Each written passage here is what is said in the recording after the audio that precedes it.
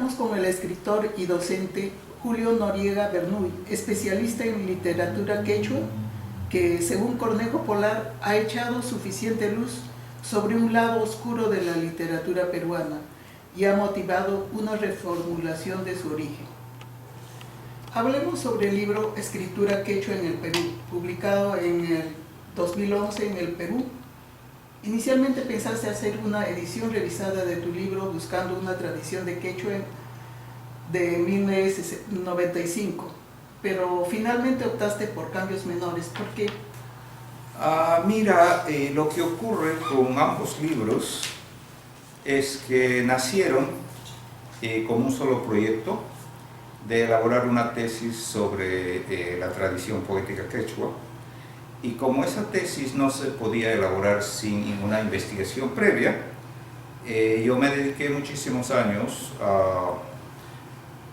de viajar por el Perú, visitar bibliotecas y coleccionar textos primero para la tesis.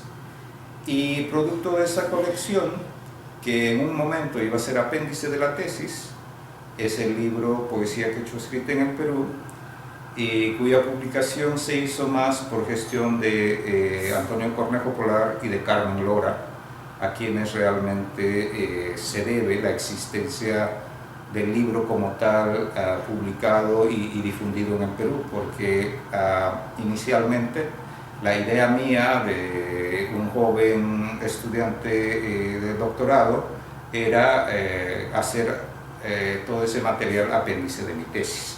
Entonces, eso con relación a Poesía Quechua escrita. Ahora, el libro de Buscando una poética quechua en el Perú, que ahora se ha republicado en el Perú como Escritura Quechua después de 20 años más o menos, que fue la tesis de doctorado dirigida por Antonio Cornejo Polar. También, como un peruano que estaba haciendo su doctorado en Estados Unidos, tenía ilusión de publicar la tesis en el Cusco, con el Centro Bartolomé de las Casas. Lamentablemente la tesis en manuscrito del libro fue rechazada por el Centro Bartolomé de las Casas, y después de ese rechazo salió un concurso patrocinado por la Universidad de Miami y el Ministerio de Relaciones Exteriores de España, que se llamaba Letras de Oro. Ahora creo que ya no continúa ese premio, pero por lo menos hay como 10, 15 años de existencia, y se me ocurrió mandar el manuscrito. Para sorpresa mía, pues obtuvo el primer puesto en ensayo y se publicó en la Universidad de Miami. El premio es de 1994, pero la publicación salió en 1995, y desde esa fecha hasta cuando se publica aquí en el Perú con otro título y ha revisado, pues el libro existió fuera, pero no en el Perú. Y quienes realmente hicieron posible que se publicara aquí en el Perú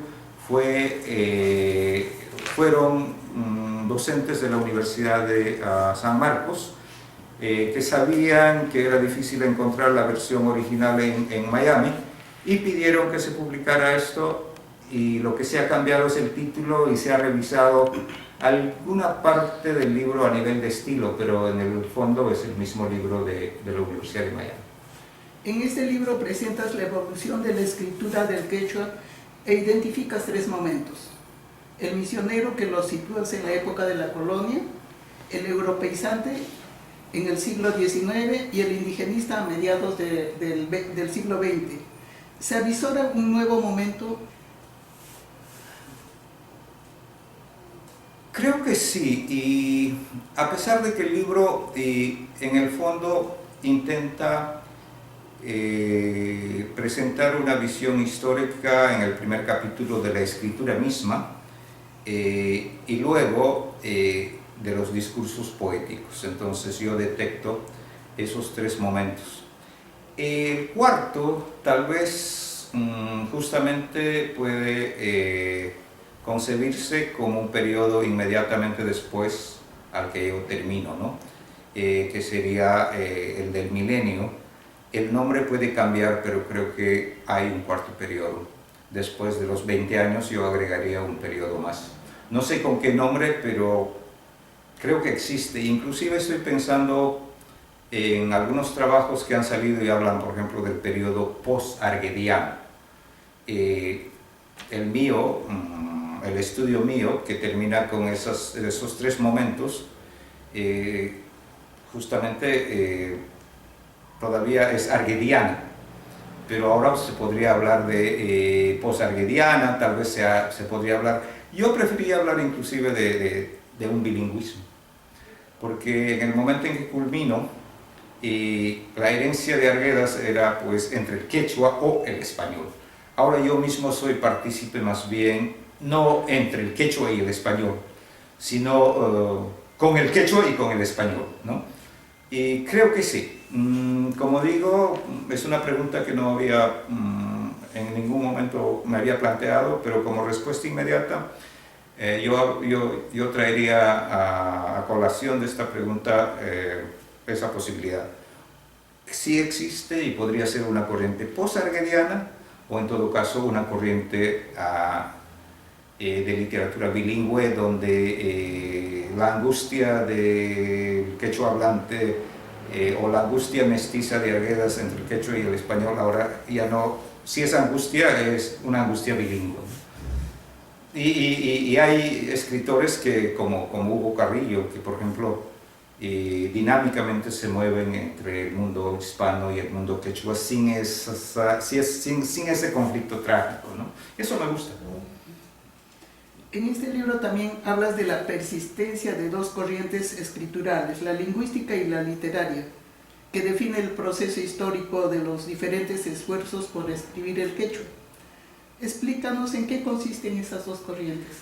No sé si ahora todavía se puede mantener, pero hasta el momento en que estudiaba, realmente cuando se hablaba de escritura quechua contemporánea, estoy hablando de los 90, se podía detectar muy claramente que las escuelas bilingües, lo que ahora se llaman escuelas interculturales, y en ese tiempo también vivíamos la guerra del alfabeto. En la escritura quechua se quería adoptar un alfabeto de 3 vocales, de 5 vocales, los cusqueños 5, el resto 3. Entonces era en el 90 muy fácil detectar 2 esfuerzos. Ese esfuerzo que venía de los lingüistas, de las escuelas bilingües, que realmente luchaba mucho por implantar un alfabeto, a que ese alfabeto se respetara. Sin embargo, tenía muy poca producción. Es como decir, bueno, exigimos rigurosamente la aplicación de un alfabeto, pero al mismo tiempo no se producía. Entonces, como respuesta a esa corriente tal vez, por otro lado había escritores, Nina Mango, Dida Aguirre y muchos más que en ese momento escribían sin pensar en un alfabeto, sin pensar en una escritura sistemática, y como a ellos se les ocurriera, pero producían textos. Entonces yo en ese momento veía claramente que por un lado la escritura académica, la escritura, si se quiere, escolar, con los lingüistas, pues estaba luchando más por el alfabeto. Creo que yo en el libro inclusive digo que los lingüistas confundían escritura con el alfabeto. Se preocupaban mucho por el alfabeto perfecto, tan perfecto que no se producía. Por otro lado teníamos a los poetas muy espontáneos y que tomaban el quechua como si ya fuera una lengua de larga tradición, a veces asistemática, con contradicciones, no consistente, pero al fin y al cabo producían textos. Y creo que en ese momento la poesía quechua, por lo menos en el Perú, estaba en esas 2 propuestas de la escritura. La propuesta poética, con alfabeto, sin alfabeto, con escuela, sin escuela, autores autodidactas, escribían como si escribieran en español, como si tuvieran lectores, aunque tal vez nadie los leía, pero escribían y producían textos. Y por otro lado, los lingüistas muy conscientes, en un alfabeto perfecto, muy exigentes, pero no había producción de textos. La corriente que tiene respaldo oficial en el Perú actualmente sería, según mi interpretación, la lingüística, ya que busca crear e imponer determinados alfabetos para la edición de materiales impresos en lenguas indígenas. ¿Es bueno o malo que sea así? Bueno, creo que es bueno y malo. Es bueno que por lo menos, si es que hay, el gobierno muestre preocupación por un sector tan amplio de la población quechua hablante, y acá habría que aumentar a aymara y cualquier otra lengua. Por otro, es malo porque realmente se hacen en ciertas escuelas y no en otras. Y los materiales que se producen, y hasta donde yo conozca, salvo que haya cambiado en los últimos años, siguen siendo materiales muy limitados. No se incluye, por ejemplo, textos literarios, en muy pocos casos. No se incluye cine. Sería bueno que los textos de cine pudiesen ser parte de este material. Y fundamentalmente lo que más me gustaría ver es que ese esfuerzo educativo no se centre solamente a pedagogos. Es decir, y yo conozco por mi investigación profesores que enseñan quechua y no saben la existencia de poesía y literatura quechua. Entonces creo que mal se puede enseñar una lengua, es como enseñar el español y no haber leído nunca el Quijote, sin conocer su literatura. Y por esa misma razón me gustaría ver en este proyecto gubernamental de educación bilingüe la participación de otros profesionales, aparte de pedagogos, es decir, podrían ser antropólogos, en fin, una serie de profesionales creo que deben ser parte y los textos deben aumentarse. Y esa es la parte importante, es decir, creo que la educación bilingüe no es responsabilidad única de los pedagogos ni de los lingüistas. Creo que todos debemos participar y debe existir una apertura más amplia en cuanto a textos, en cuanto a profesiones, y incorporar realmente de una manera más dinámica la parte cultural de la cultura quechua. En el segundo capítulo de tu libro evalúas los discursos poéticos: el católico misionero, el señorial indigenista y el discurso migrante. Afirmas que este último está a punto de institucionalizar una literatura impresa en lengua quechua, que ha convertido la escritura occidental en un instrumento donde se observa la voluntad de andinizar la moderna sociedad urbana. ¿Es así? En parte, creo que ahora podemos contar mucho más que en los años 90 con autores, con textos en quechua que ya tienen una independencia a nivel de circulación, de producción. Inclusive estoy tentado en decir que tal vez ya hay un circuito, un pequeño circuito para textos quechuas con la gente migrante. Y voy a ser más específico con el caso de la revista Atojpachupan, que ha sido establecida por Pablo Landeo y Ataco y otros más, y han dado un paso más. Es decir, ellos no solo dicen que el quechua puede ser una lengua creativa, sino también una lengua académica, y están haciendo esfuerzos por producir ensayos, por otra parte estudios, para probar que aparte de ser una lengua apta y válida para la creación, es totalmente completa para cualquier comunicación científica. Entonces, en ese sentido, creo que yo diría que lo que yo decía hace 20 y tantos años ha llegado a cumplirse, y aunque es difícil anticipar cuáles serán las limitaciones, yo digo que sí, que se ha dado ese avance. a nivel de textos, a nivel de distribución, de producción, de recepción y más aún con estos movimientos de gente joven que ahora es profesional. Ahora contamos con muchos quechua hablantes que son antropólogos, que son realmente letrados y están haciendo ese esfuerzo, por lo menos en el Perú. No es lo mismo en Bolivia, no es tampoco en Ecuador, pero en el Perú ese movimiento existe. Entonces, al hablar sobre los textos de la poesía quechua escrita moderna, afirmas que esta poesía ha creado un nuevo héroe literario, el sujeto poético migrante y utópico. Explícanos un poco más cómo es ese nuevo productor de poesía quechua escrita. Creo que en el tiempo en que yo estudié la presencia de este sujeto poético migrante, se presentaba de una manera más mítica.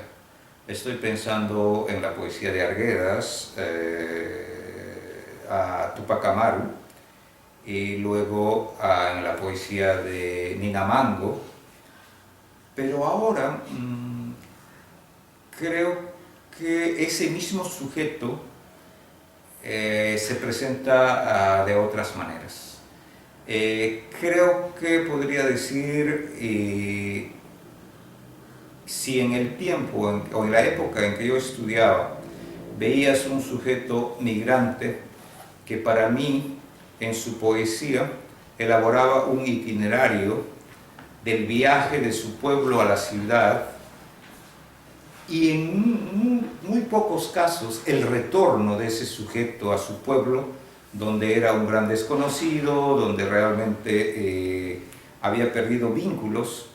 Ahora creo que esa gesta del discurso del viaje y del retorno ha cambiado, porque en las últimas poesías que he estado leyendo, creo que ese sujeto migrante finalmente ha podido encontrar espacio fuera de su pueblo de origen. Y allí, al margen de la nostalgia del retorno, se realiza y ha hecho más bien una especie de traslado de su pueblo al lugar donde vive.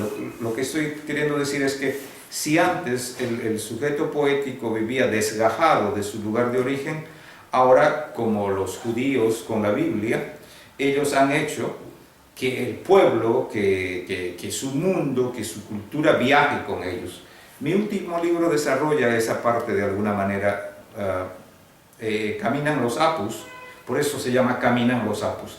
Ahora, el viajero, el sujeto migrante no viaja solo, viaja con todo su artefacto cultural, lo recrea y donde vaya, pues se siente como en casa, ¿no? Creo que eso es lo que yo puedo aventurar en ese sentido. Para mí, el sujeto migrante que antes nostalgiaba entre el pueblo y el lugar donde vive, no. Ahora ha trasladado su pueblo a donde está, y en Nueva York, en Lima, pues tienen a la vuelta de la esquina el lugar de origen, ¿no? Hay chalhuanquinos, hay ayacuchanos en Nueva York. Cuando escriben su literatura, pues ponen las avenidas más grandes de Nueva York a la vuelta de la esquina de Ayacucho. Entonces, Ayacucho y Nueva York están como la cocina y la sala de una casa, ¿no? Entonces, ese mecanismo les ha permitido, creo que, cambiar ese discurso de hace 20 y tantos años en que yo veía un sujeto desgajado, nostálgico, que no estaba en su lugar de origen, y cuando volvía a su lugar de origen se sentía también desplazado. Ahora no. Se ha ido, pero con todo su pertenencia cultural, se ha mudado con todo. Su casa, su cultura, su vivencia, es como una maleta que viaja con ellos. Creo que en ese sentido hay cambios. Hablemos ahora de tu antología bilingüe, Poesía Quechua escrita en el Perú, que reúne 40 autores, entre consagrados como Arguedas y decenas que no son conocidos. ¿Quiénes son ellos, esos otros? Bueno, ahora creo que podemos hablar ya de autores mejor conocidos que en el tiempo en que yo elaboré. Y la antología que yo preparé para esa época tenía algunos objetivos claves. Un objetivo era justamente lo que has indicado, hacer que autores desconocidos, en muchos casos, sobre todo fuera de sus pueblos, se conocieran. Pero al mismo tiempo era advertir que la poesía quechua, que hasta Sebastián Salazar Bondi había reunido, ya no era solo oral, sino escrita. Porque hasta la época en que yo preparo la antología, cuando se habla de poesía quechua, inmediatamente se cree que solo es oral. Entonces, mi antología tenía ese objetivo de advertir y decir: señores, la poesía quechua sí es oral, es eminentemente oral, es innegable, pero también hay una poesía escrita y aquí están los autores, ¿no? Entonces, de esa época para aquí, realmente estos autores que yo he antologado, en muchos casos eran jóvenes, otros totalmente desconocidos. El mismo Quilco Huaraca no se conocía más que en ámbitos muy cerrados. Guardia Mayorga, todos ellos pues eran extranjeros, ¿no? Y creo que la antología, tanto en el Perú como fuera del Perú, ha hecho que estos poetas como los Meneses de Huanta, Teodoro y Porfirio, se difundan en un ámbito